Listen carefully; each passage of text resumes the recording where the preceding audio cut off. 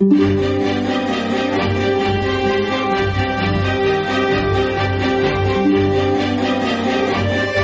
años del muro.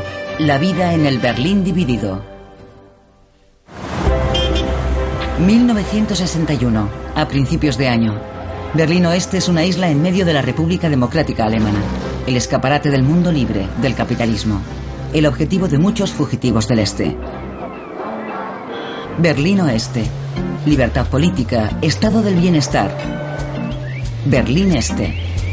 Gobierno del Partido Socialista Unificado, SED, en cooperación con los ocupantes soviéticos. 2 sistemas, 2 divisas, una ciudad. Miles de personas abandonan la RDA. Es una catástrofe. El país se desangra. Es verano. Los ciudadanos se divierten en la primera fiesta popular germano-estadounidense. Pero el ambiente se altera ante los rumores de que Berlín Este quiere cerrar las fronteras. El jefe de Estado de la RDA, Walter Ulbricht, los tranquiliza. No tengo conocimiento de que exista ese propósito. Los obreros están ocupados en la construcción de viviendas y ahí es donde se está utilizando la mano de obra. Nadie tiene la intención de construir un muro. ¿Nadie tiene la intención? Pero los planos existen. Los berlineses del este y del oeste disfrutan del verano, toman el sol y buscan ofertas. Todo parece normal. Nadie sospecha lo que se cierne sobre ellos.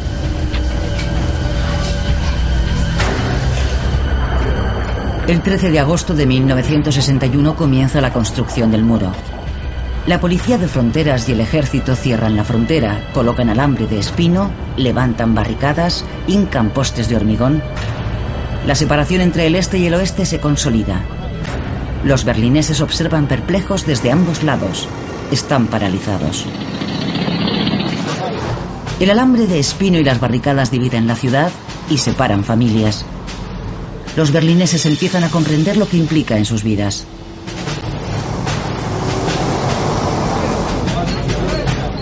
Los aliados occidentales observan, pero no intervienen, pues el muro no recorta su poder ni sus zonas de ocupación. Sin embargo, los berlineses del oeste se sienten encerrados. El alcalde Willy Brandt está horrorizado.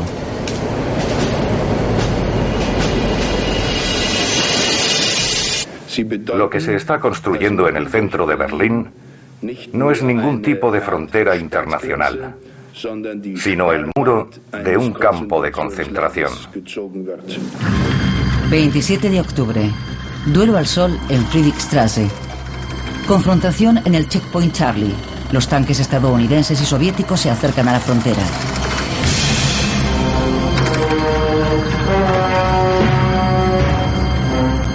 La policía del pueblo ha detenido y registrado a unos soldados americanos en Berlín Este, una infracción clara. Los estadounidenses y los británicos no quieren tolerarlo y la escalada militar parece posible. El mundo contiene la respiración. Tras 16 horas, todos los tanques se retiran. Ambas potencias se sienten vencedoras. 1962. Más de 20 personas han muerto ya intentando huir al oeste.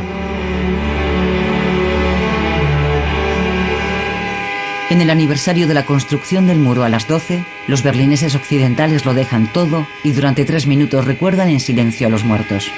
Después protestan a bocinazos.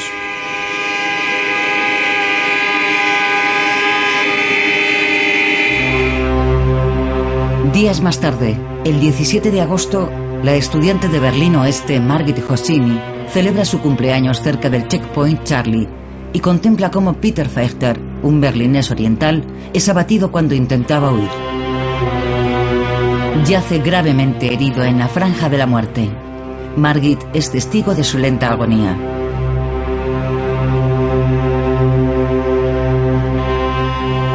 Fue traumático para todos nosotros.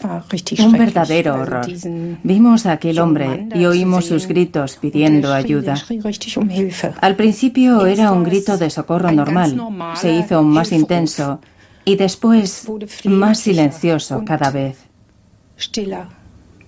Como si fuera la vida lo que huía de aquel cuerpo. Fue horroroso. Verdaderamente horroroso.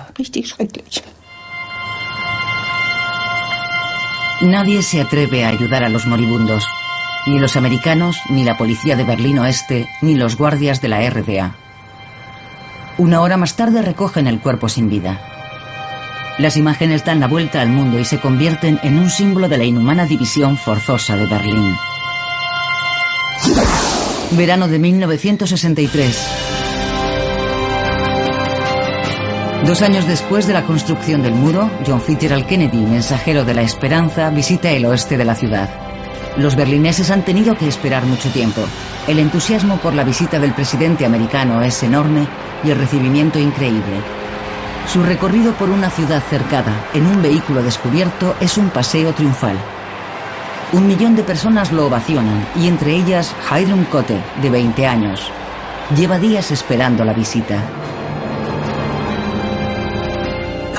Era un hombre increíble, de verdad, un gran hombre y una gran persona, y vino a vernos a nosotros, a los berlineses, y nos dijo que todo el mundo estaba con nosotros.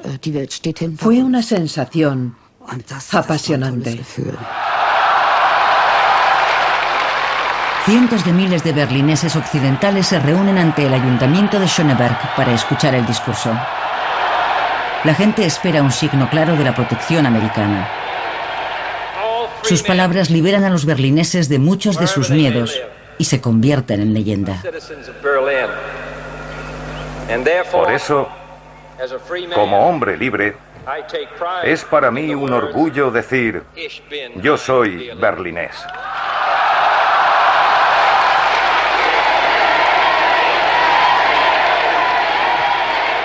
Entonces el pueblo rugió. Estoy segura de que se oyó hasta en el distrito de Pankow. Fue increíble, una experiencia que ninguno de los presentes olvidamos. En diciembre, el muro se vuelve un poco más permeable, al menos para los occidentales. Los permisos de paso permiten por primera vez visitar a los familiares del otro lado.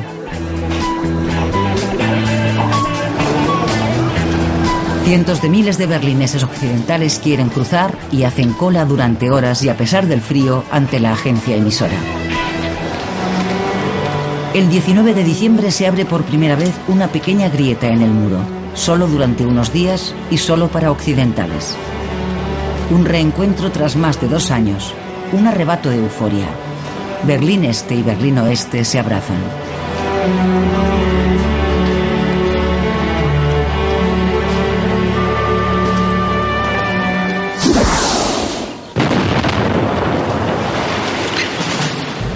Mientras, se siguen dinamitando las viviendas próximas al muro. Para los dirigentes de la RDA, están demasiado cerca de la frontera. Los edificios van dejando espacio para la franja de la muerte y para nuevas instalaciones fronterizas. La huida a través del muro es cada vez más difícil. Octubre. Una fuga espectacular. Unos estudiantes de Berlín Oeste excavan un túnel en la Barnauer Straße para llegar a Berlín Este. El túnel mide 145 metros de largo y está a 12 metros bajo tierra.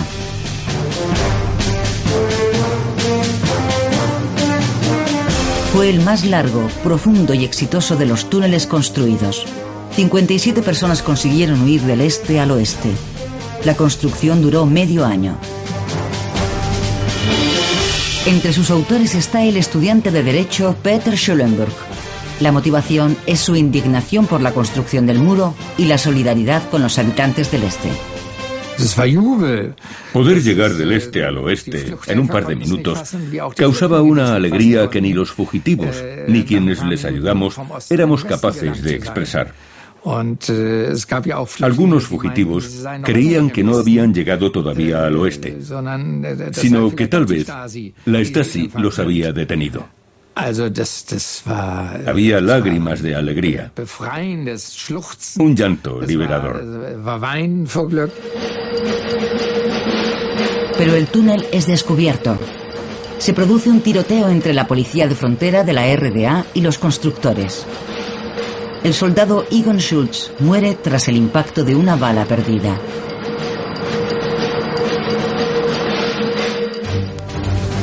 En Berlín Este, el fallecido es considerado un mártir. El gobierno del SED utiliza el trágico desenlace como propaganda.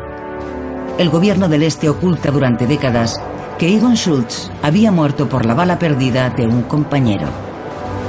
Peter Schulenburg y sus compañeros lo descubrieron en los archivos del Stasi tras la caída de la RDA.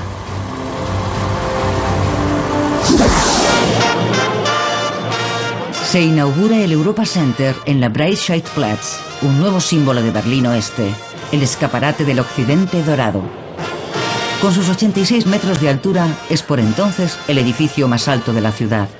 El orgullo de la sociedad de consumo, docenas de tiendas y restaurantes de sabor internacional. Y además, se ve desde el este. Pocos días más tarde, unos cazas atraviesan el cielo de Berlín. MiG soviéticos sobrevuelan la ciudad a baja altura. Muchos cristales se rompen, también en el Europa Center. El motivo de la amenaza soviética es una sesión parlamentaria celebrada en Berlín Oeste. Para la RDA es una infracción del Tratado sobre Berlín. Berlín Oeste no pertenece a la República Federal. Berlín Este bloquea entonces durante horas varios pasos fronterizos, ocasionando graves retenciones. ¿Cuánto tiempo llevan de viaje? Llevamos aquí 15 horas. Tanto tiempo que ya he perdido la cuenta. La sesión se celebra según lo previsto, a pesar de los esfuerzos por impedirla. El derecho del Parlamento Federal a reunirse en Berlín es inviolable. Los aliados occidentales no comparten esta opinión. Para evitar confrontaciones, prohíben que el Parlamento vuelva a reunirse en Berlín Oeste. 2 de junio, Berlín Oeste extiende la alfombra roja para el Shah de Persia. Para el monarca y su esposa Farah Diba se utiliza el máximo nivel de seguridad. Hubo protestas estudiantiles, no solo contra la ley de emergencia y la guerra de Vietnam, sino contra todas las dictaduras, estuviesen en Grecia o en Irán. En el ayuntamiento de Schöneberg, el Shah se dispone a estampar su firma en el libro de oro de la ciudad, mientras en la calle un coro de voces lo acusa de asesino, y un grupo de iraníes ataca con tablones a los manifestantes. La policía de Berlín Oeste tarda en intervenir para impedir la agresión. Por la tarde, el Shah acude a la ópera para ver la flauta mágica de Mozart. Es insultado de nuevo. La policía recibe la orden de expulsar a los manifestantes, permitiendo usar la porra. Hacia las 8:30 se oye un disparo. El sargento Karl-Heinz Kurras ha derribado a un estudiante. El joven se llama Benno Ohnesorg. Los esfuerzos por salvarlo son inútiles y muere esa misma noche.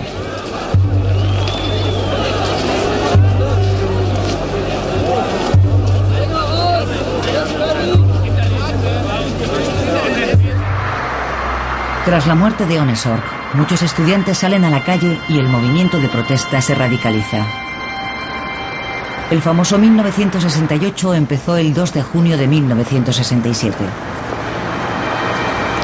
El cadáver de Ohnesorg viaja hasta Hamburgo acompañado por más de 15.000 personas.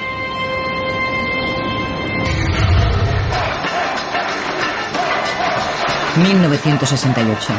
La avenida Kurfürstendamm acoge manifestaciones contra la guerra de Vietnam, la editorial Springer, la dictadura griega, los tanques en Praga, las leyes de emergencia. El 17 de febrero, durante una protesta contra la guerra de Vietnam, el centro de Berlín Oeste vuelve a ser el escenario de un enfrentamiento. Algunos berlineses mayores, marcados por el aislamiento de la ciudad y el apoyo de Kennedy, quieren impedir que esos jóvenes y sus ídolos mancillen su fidelidad a los Estados Unidos. Rudi Dutschke era el rostro más famoso de la llamada oposición extraparlamentaria. El descontento con los considerados alborotadores y pendencieros se dirige sobre todo contra él. El 11 de abril recibe un disparo que lo hiere gravemente. El agresor llevaba un artículo del periódico ultraderechista Deutsche Nationalzeitung, titulado «Detengamos a Dutschke o habrá una guerra civil». Por la tarde, una manifestación de unas 3.000 personas llega a la sede de la editorial Springer. Se lanzan piedras y la situación se complica cuando un grupo rompe el cordón policial e intenta alcanzar el edificio. Pretenden asaltar la redacción.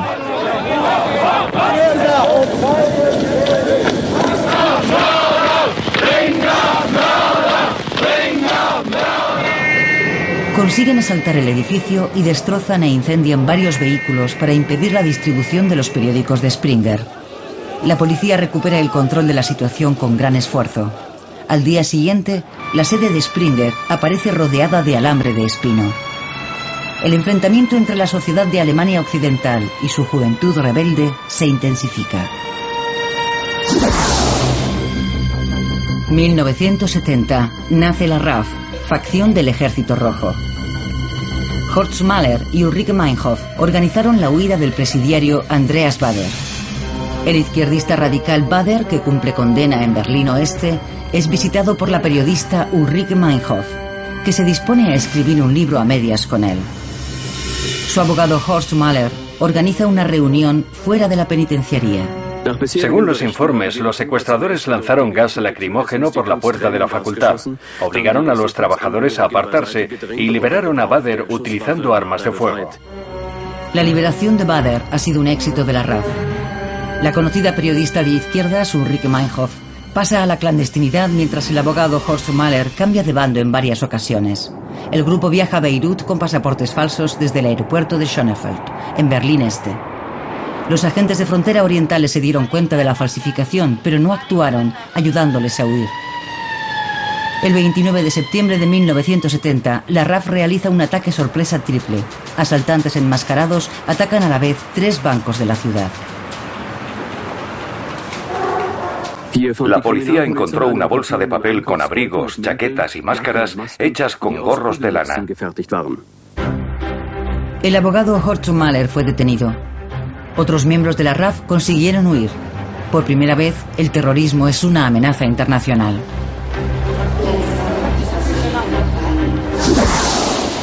...1971... Muchas novedades al este. Casi 10 años tras la construcción del muro, comienza una nueva era. Primavera en el Comité Central, el histórico dirigente del SED pierde el poder. Walter Ulbricht debe irse. Se trata de un derrocamiento con el sello de Moscú. El sucesor en la Secretaría General es Erich Honecker, hasta entonces el número 2. Honecker promete crecimiento.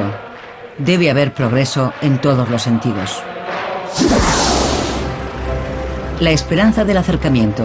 Las 4 potencias vencedoras llevan meses negociando en el edificio del antiguo Consejo de Control Aliado en Berlín Oeste.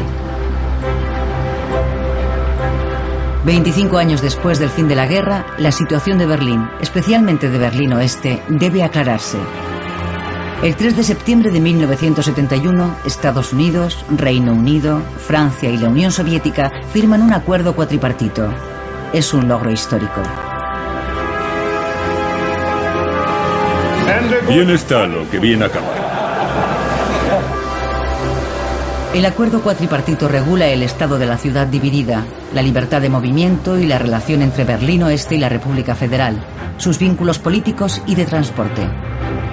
Tras el acuerdo se firman otros convenios, como el Acuerdo sobre el Tráfico, que facilita los viajes para los berlineses occidentales, garantizando la libertad de movimiento entre Berlín Oeste y la República Federal. Nuevas libertades que incluso el famoso playboy berlinés Rolf Eden acoge con entusiasmo.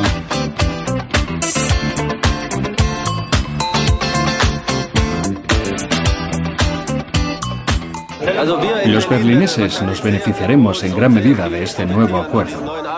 Si los ciudadanos de la República o de otros países pueden venir a Berlín sin molestias y sin tener que esperar horas en la frontera, serán muchos los que decidan hacer una escapada a nuestra ciudad. Primavera de 1972. Berlín Este experimenta las nuevas facilidades para viajar. Como gesto de buena voluntad, los berlineses occidentales pueden viajar al este de la ciudad durante la Pascua. Las 5 oficinas abiertas en Berlín Oeste reciben en 3 días casi 60.000 solicitudes de viaje.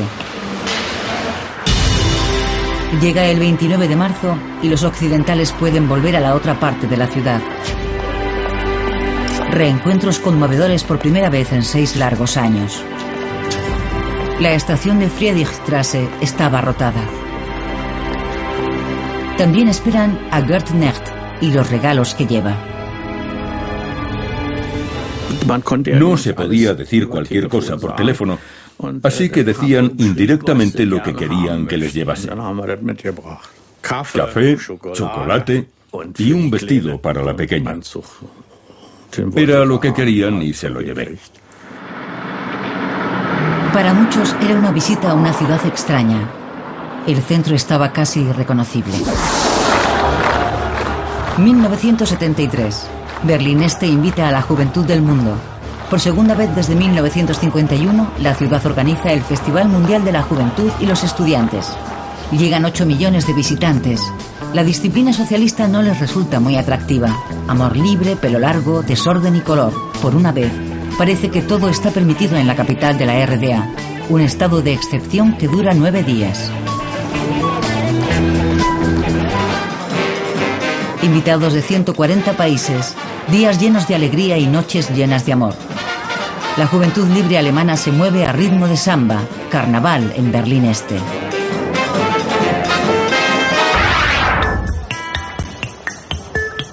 El colorido del consumo occidental llega a Berlín Este.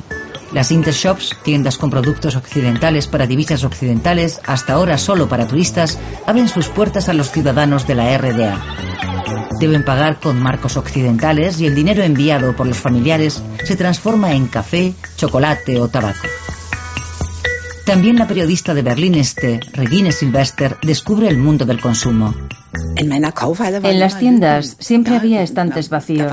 No había tantos productos ni eran tan brillantes. En Pascua y en Navidad, por ejemplo, me gustaba visitar la Intershop.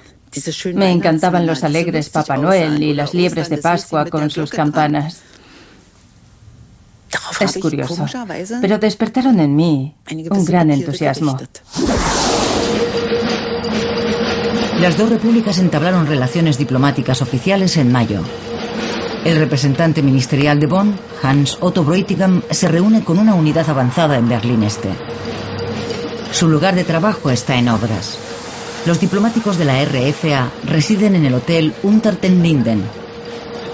Nada más llegar, Bräutigam recibe a los visitantes, sobre todo ciudadanos de la RDA que quieren salir del país.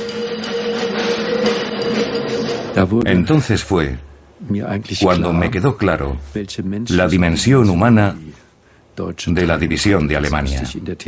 En la teoría ya lo sabía, pero enfrentarse cara a cara con ciertas situaciones me hizo ser más consciente. Vino un niño de 13 o 14 años que no podía visitar a sus padres. Era muy duro. 6 semanas más tarde termina la construcción de la misión permanente, llamada popularmente la Casa Blanca. Un trozo de la República Federal en medio de Berlín Este. Günter Gauss es el primer representante permanente. 1975. Un niño de origen turco está jugando a la pelota y esta cae al río Spree. Chetin Mert quiere recuperarla y se tira al agua. Los bomberos de Berlín Oeste llegan enseguida, pero no pueden ayudar. En esta zona, el Spree pertenece a Berlín Este. Sabíamos que no podíamos entrar en el agua en esta zona fronteriza. Nos dirigimos a los agentes de frontera de la RDA. Fui a hablar con un soldado que prometió ayudarnos. Sin embargo, la ayuda tardó bastante en llegar. Cuando el barco de la policía de frontera de la RDA llegó al lugar del accidente, solo pudo recuperar el cadáver. Fue una de las víctimas más jóvenes del muro de Berlín. En pocos años, 4 niños se ahogaron en el Spree. El este y el oeste llevaban meses negociando sin éxito un acuerdo sobre rescates. Siempre habíamos mantenido que no era nuestra misión cerrar las fronteras ni instalar vallas. Sin embargo, nos vimos obligados a renunciar a esa postura para proteger a los ciudadanos y sobre todo a los niños pequeños. La ribera oeste se cerró al final con una valla. Los soldados de frontera del este recibieron la orden de actuar inmediatamente en caso de accidentes.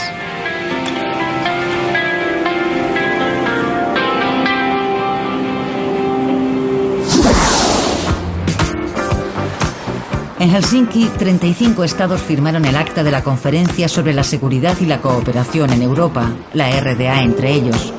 El acta regulaba la relación pacífica y la cooperación en economía y ciencia. Además, establecía derechos humanos y derecho civil. En Berlín Este fue bien acogida. Digamos que por primera vez quizá podamos viajar a alguna parte, a donde queramos. ¿Qué puedo decir? La reunificación familiar. Mis padres viven al otro lado, así que podré visitarlos. Cumbre en Helsinki. El dirigente del SED, Erich Honecker, y el canciller general Helmut Schmidt se ven por primera vez en persona. La RDA se siente valorada, reconocida internacionalmente. Es el gran triunfo de Honecker. Las democracias occidentales están satisfechas de que todos los estados hayan reconocido los derechos humanos y las libertades básicas. El acta de la Conferencia de Helsinki en 1975 marcó un hito en las relaciones entre el Este y el Oeste. Sin embargo, la normalidad entre los alemanes todavía estaba lejos. 17 de enero, primer viaje especial del Concorde entre París y Berlín. Velocidad supersónica y diseño futurista. Comienza una nueva era para el transporte aéreo.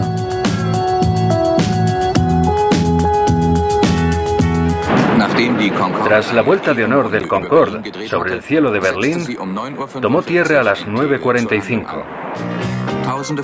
Miles de berlineses esperaron durante horas a pesar del frío para poder echar un vistazo al interior del avión. El Concorde, una visita infrecuente en Tegel.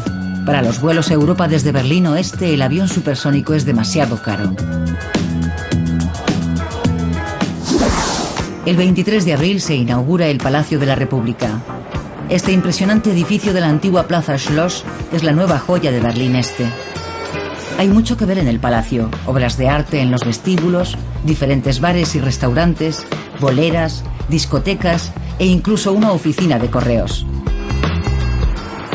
El palacio debe ser un símbolo. La capital de la RDA es una ciudad de progreso y bienestar. El corresponsal de la televisión pública occidental, Lothar Lobe, manifiesta su aprobación. La construcción es de la mayor calidad. No se ha escatimado en dinero ni en material. No hay duda, los trabajadores y los ingenieros lo han dado todo en esta obra.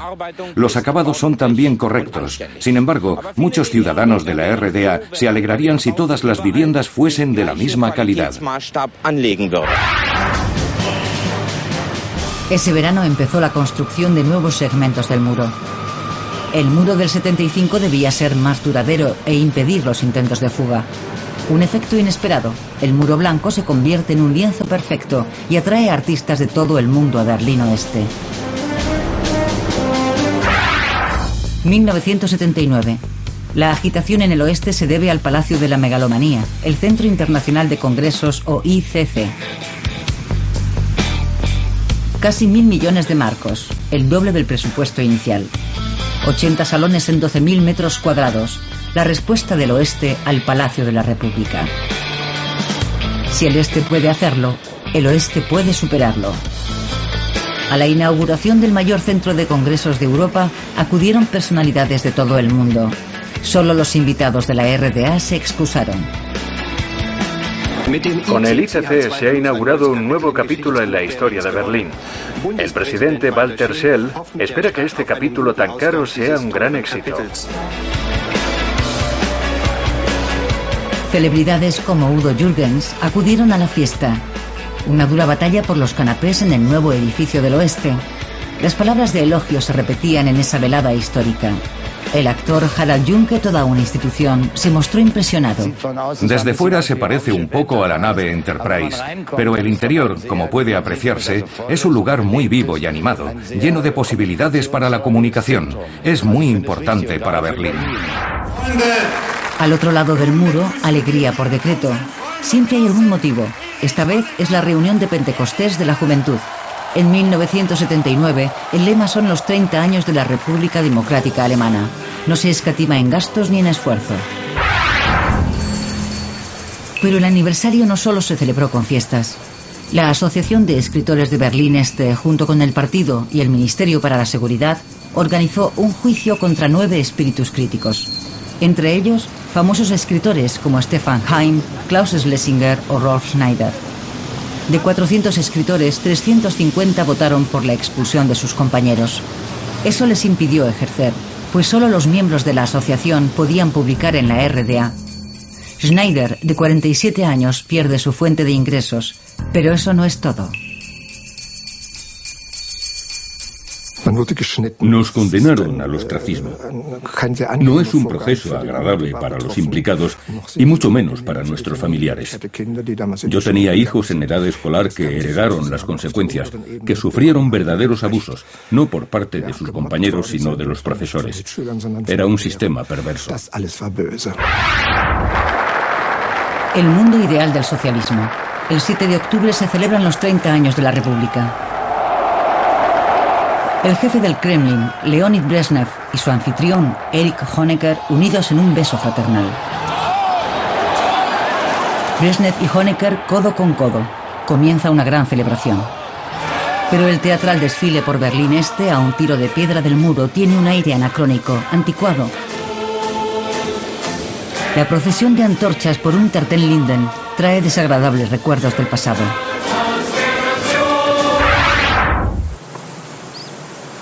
Seis días más tarde se oyen disparos junto al muro. Según la policía de Berlín, ha debido de tratarse de un tiroteo entre la Guardia de Frontera y un fugitivo. Unas horas después del tiroteo, han visto transportar un cadáver en una camilla. Iba cubierto con una manta. Un testigo presencial. De repente oí disparos. Una serie de disparos. Después gritos. Y después silencio. Octubre de 1979. Un muerto sin nombre junto al muro de Berlín. Un suceso sin resolver. En el oeste, 1980 es el año de la iniciativa civil. Los ocupas exigen contratos de alquiler para sus viviendas de Kreuzberg. Ocupación contra los derribos. El Senado ha decidido derribar las casas de la era industrial en el distrito, acabando así con numerosas viviendas a buen precio. El distrito lleva años sin recibir inversión y muchos habitantes esperan la demolición en edificios ruinosos.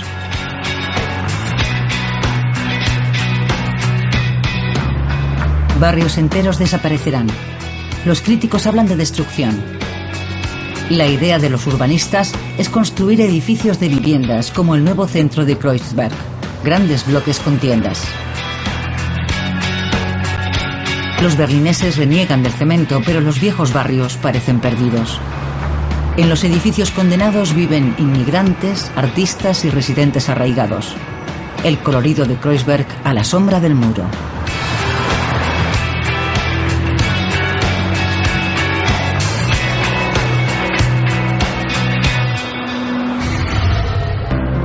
Mayo de 1981. Elecciones anticipadas en Berlín Oeste. El proceso electoral da vida al Parlamento de la ciudad. Por primera vez obtiene representación la lista alternativa, los Verdes de Berlín. Además, tras 2 décadas y media, la Unión Demócrata Cristiana recupera la alcaldía con Richard von Weizsäcker. El senador de Interior es Heinrich Blumer, un político controvertido. Mientras unos valoran su compromiso, otros temen su dureza. Espero que todo mejore con el nuevo Senado. También el problema de la ocupación de casas. Los criminales se ocultan allí. Hay que hacer algo cuanto antes. Que Blumer sea el responsable de Interior es una buena noticia. Una mala noticia para los ocupas y otras buenas personas. En septiembre se recrudece el enfrentamiento entre el Senado y los ocupas. El senador de Interior, en una demostración de fuerza, manda desalojar 8 casas en un mismo día. Hubo porras y gas lacrimógeno, adoquines y barricadas, duras batallas campales. Heinrich Blumer estaba presente. En una de las casas desalojadas concedió una conferencia de prensa en la que se mostró muy duro, una provocación.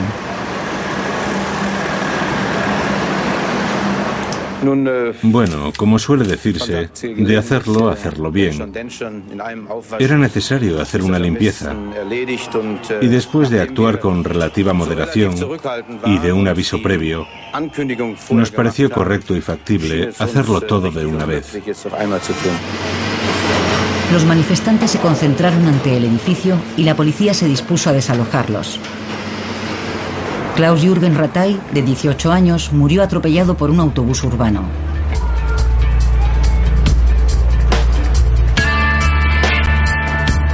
La muerte del manifestante causó una gran conmoción. Lumer negó cualquier responsabilidad. Al principio de esta horrible semana de violencia, hubo lanzamientos de piedras y bolas de acero,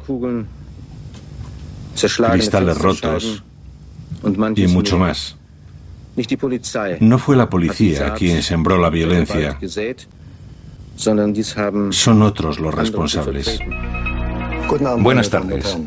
Según la prensa de Berlín Oeste, el pasado domingo se produjo una muerte en el paso fronterizo de Drewitz. El Berliner Morgenpost informa hoy de que un conductor de 45 años, originario de Asendorf, en la comarca de Diepholz, Baja Sajonia, quedó malherido durante un interrogatorio en el puesto fronterizo de la RDA. Rudolf Burkert murió de un infarto durante un interrogatorio. Su muerte fue un lastre para las relaciones entre los dos estados. 2 semanas más tarde, otra persona fallece a causa de un fallo cardíaco durante los trámites aduaneros. Los viajeros cruzan la frontera con un mal presentimiento. No me gusta cruzar. ¿Por qué? Las medidas de seguridad en la frontera son un poco duras. Uno siente alivio cuando cruza, como cuando se va la niebla. Usan técnicas de terror, pero yo lo veo normal.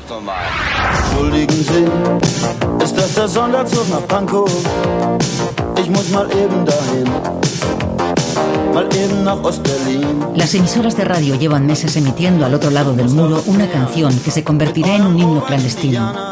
Tren especial a Pankow. El rockero alemán Udo Lindenberg se autoinvitaba de forma irreverente a Berlín Este. ¿Se trata de una provocación? De cualquier modo, pone a los dirigentes del SED en una situación incómoda. Al final, Udo canta en el Palacio de la República. Puedo cantar lo que quiera. No me dirán, como algunos se imaginan, que cante solo una u otra canción. No. Y que diga esto o lo de más allá. No se puede castrar al Lindy. No, eso no puede ser. Puedo decir y hacer lo que quiera. En realidad, el Lindy no pudo hacer todo lo que quiso. El gobierno de la RDA preparó un espectáculo propagandístico, Rock por la Paz. Cientos de fans esperaban a su ídolo ante el Palacio de la República. Se habían esforzado en vano por conseguir entradas para el concierto. Los asistentes son casi todos importantes miembros de la Juventud Libre Alemana. Y eso garantiza el descontento. Mientras Udo Lindenberg se presenta ante el público elegido, fuera comienzan las detenciones. El rockero no se entera de lo que sucede. Für den Frieden und für alle Menschen in der DDR.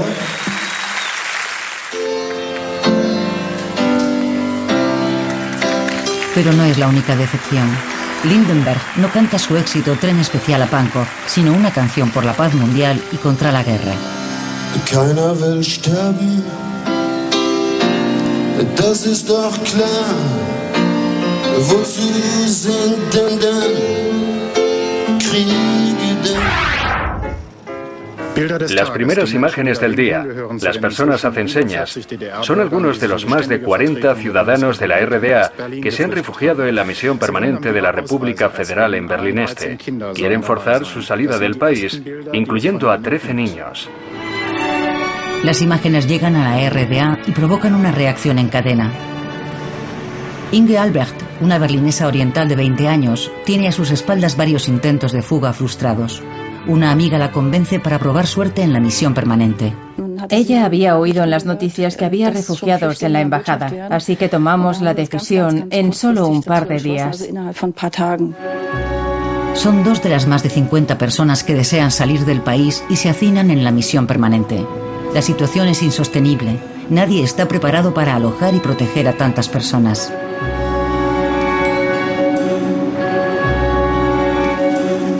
Los dirigentes del SED no dan su brazo a torcer. Berlín Este quiere evitar a toda costa que la solución vaya en contra de sus intereses. Hans Otto Bräutigam, responsable de la misión permanente, busca desesperado una salida. Ese fue el punto más complejo de toda mi misión. Una auténtica crisis. Una crisis que, si no se resolvía en menos de 3 meses, 3 meses escasos, habría afectado a las relaciones internacionales probablemente con graves contratiempos. El 26 de junio se rinde ante el gentío. Las puertas para visitantes se cierran, abandonando la política de puertas abiertas. No había otra alternativa. A finales de julio se alcanza una solución para los 55 refugiados que siguen en la misión. Tras duras negociaciones, Berlín Este les garantiza la impunidad y el viaje inminente al oeste. Pero debían salir del edificio.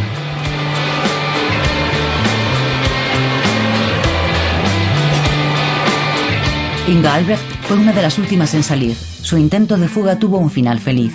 Una vez llegada al oeste, viajó en tren urbano hasta el campo de refugiados de Marienfelde. Allí me encontré con una mujer. Me dirigí a ella y le pregunté: disculpe, ¿voy bien para Marienfelde? Entonces se levantó y me dijo en voz alta, para que todos pudiesen oírla: niña, ¿vienes de la RDA? Y empecé a llorar. 1986. Soldados estadounidenses. La presencia del ejército de la potencia amiga es habitual en Berlín Oeste. Con sus tiendas, restaurantes y discotecas han trasladado parte de su país a Berlín. Katia Bajadori, berlinesa de 19 años, suele ir a la Belle con su novio estadounidense. La música era genial, cosas que aquí no se oían, recién llegadas de Nueva York. La noche del 5 de abril, Katia Bajadori está en la Belle. Poco después de la 1:30 explosiona una bomba en medio de la discoteca. Todo estaba oscuro, no se veía nada. Por lo visto se me rompieron los tímpanos, así que viví toda la experiencia como si estuviera debajo del agua. Fue muy rápido, pero también parecía suceder a cámara lenta, tan irreal como un sueño. La verdad es que estaba tranquila. Recuerdo que pensé, bueno, ahora te mueres. La pista de baile está llena de escombros. El atentado más grave de la historia de Berlín causó 3 muertos y 250 heridos. También Katia Bajadori fue trasladada al hospital con graves lesiones. La policía supuso que los responsables habían llegado de Berlín Este. Los americanos responsabilizan del atentado al jefe de Estado libio, Gaddafi. 1987. Berlín cumple 750 años y celebra su aniversario, en el este y en el oeste. ¿Quién tenía más que ofrecer? La capital de la RDA empezó la guerra cultural con un acto oficial y el himno nacional.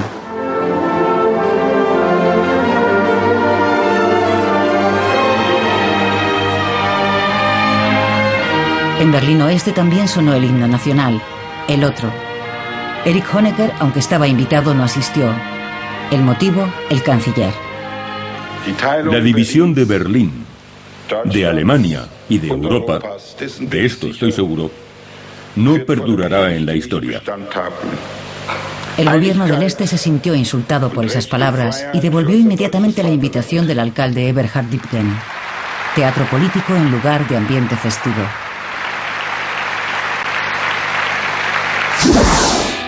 Primero de mayo en Berlín Oeste. El Día del Trabajo, un festivo muy pacífico. El agente de policía Helmut Sarbas acabó su jornada por la tarde. Pero en torno a las 10 de la noche lo llamaron de nuevo. Kreuzberg estaba en llamas. Parecía que hubiésemos sufrido un bombardeo en Oranienstraße.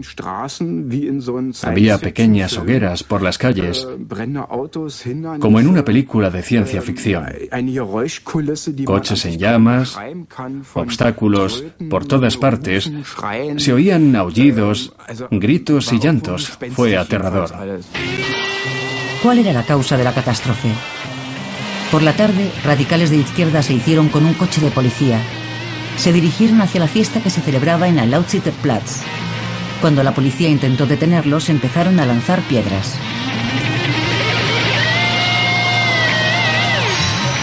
La policía se defendió con gas lacrimógeno. El enfrentamiento duró hasta la madrugada.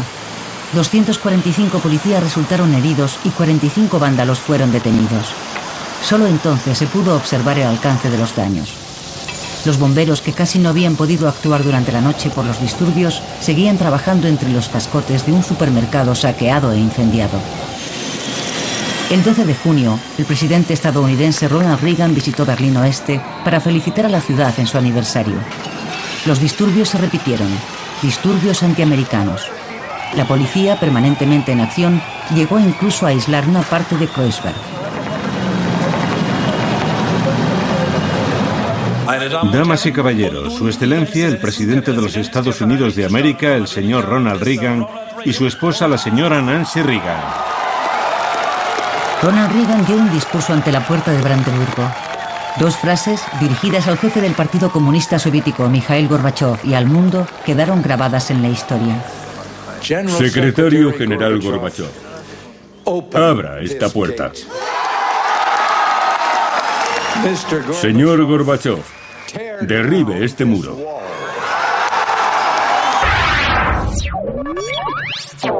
Pero volvió a haber muertes. Desde 1961, más de 130 personas perdieron la vida en el muro de Berlín. El último a principios de febrero. El joven berlinés Chris Geoffroy, muerto por disparos en un intento de fuga. La emisora Berlín Libre informaba. Este es el lugar de los hechos. Los 2 jóvenes intentaron llegar al oeste. Por primera vez en más de 2 años, ha vuelto a haber disparos mortales en la frontera interior alemana. Pocas semanas más tarde se revoca la orden de disparar. 9 de noviembre de 1989. Los políticos de Berlín Oeste hablan en la prensa de la derrota del muro. Como muchos otros berlineses occidentales, la actriz Regina Lemnitz se sorprendió al leerlo por la mañana. No se lo creía. Me enteré de la construcción del muro a los 15 años, escuchando la radio con mi padre a las 5 de la mañana.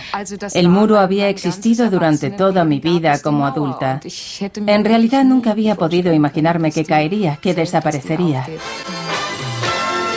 Günter Schabowski, miembro del Politburó, habló en una conferencia de prensa internacional. Por lo tanto, hoy hemos decidido aprobar una nueva norma que permitirá a todos los ciudadanos de la RDA viajar al extranjero a través de un puesto fronterizo de la RDA. Mis padres viven al otro lado. ¿Seguro que puedo cruzar y visitarlos? Sí, puede cruzar, vamos.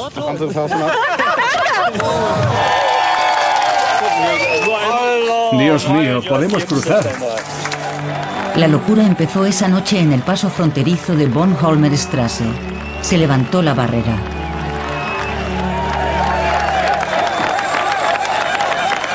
Esa tarde, Regina Lemnitz representaba en Berlín Oeste una comedia sobre una inglesa que viaja a Grecia y descubre nuevos horizontes. En el último acto, empezó un alboroto detrás del escenario. Allí había 6 personas que decían: el muro está abierto, el muro está abierto.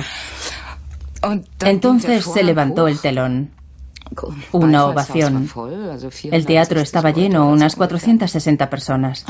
Entonces rechacé los aplausos con un gesto. Todavía me emociono al pensarlo. Y dije: acaban de decirme que no solo es posible, viajar de Inglaterra a Grecia, sino también de Berlín Este a Berlín Oeste. El muro está abierto. Mi frase atravesó el teatro como una exhalación. Entonces, la emoción me embargó.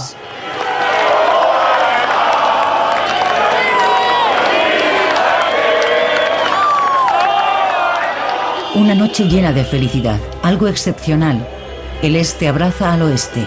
Esa noche quedó claro, el muro se cae. El muro se cae.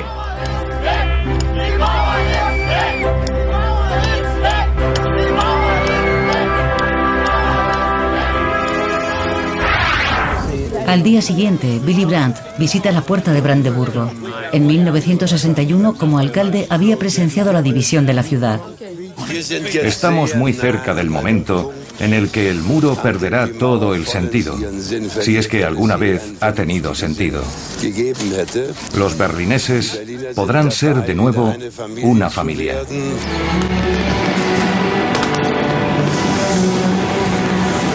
Y por primera vez en 28 años, los berlineses celebran juntos el fin de año.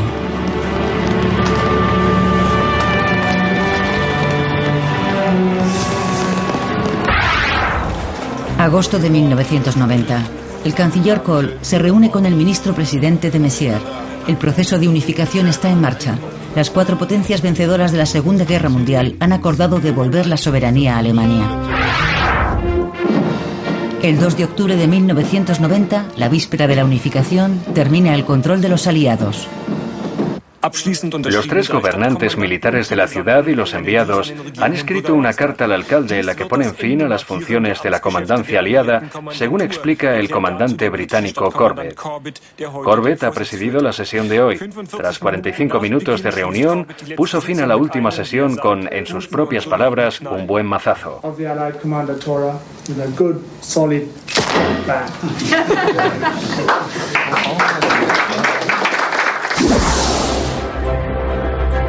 Berlín, la ciudad del muro, se convierte en la ciudad de la unidad.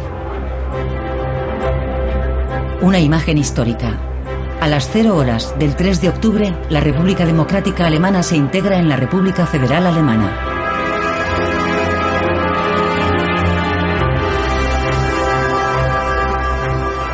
El presidente federal, Richard von Weizsäcker, habla desde la escalinata del Parlamento.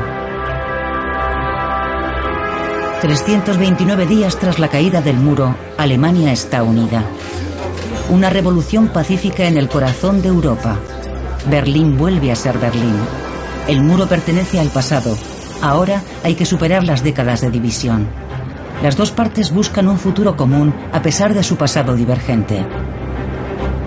Berlín, una ciudad camino de convertirse en metrópoli de la Europa unida.